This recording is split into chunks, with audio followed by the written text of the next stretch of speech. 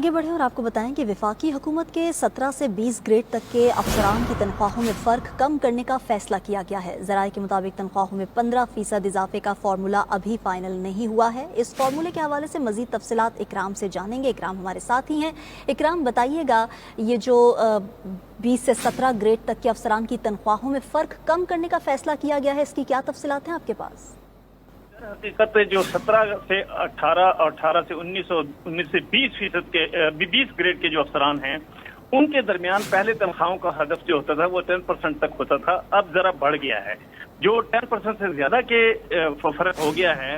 अब तनख्वाहों के हुजम तो ज्यादा हो गए हैं लेकिन परसेंटेज भी साथ बढ़ गई है।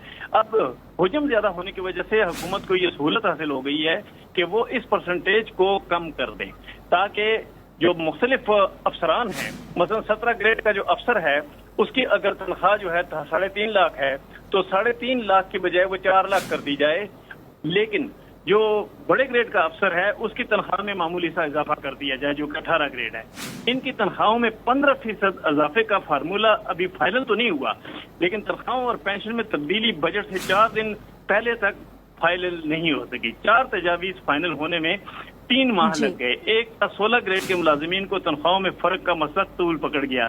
ये फर्क हाल ही में 30% तक बढ़ चुका। जी बेहतर। इकराम, होती तफसीलन अपडेट करने के लिए शुक्रिया आपका।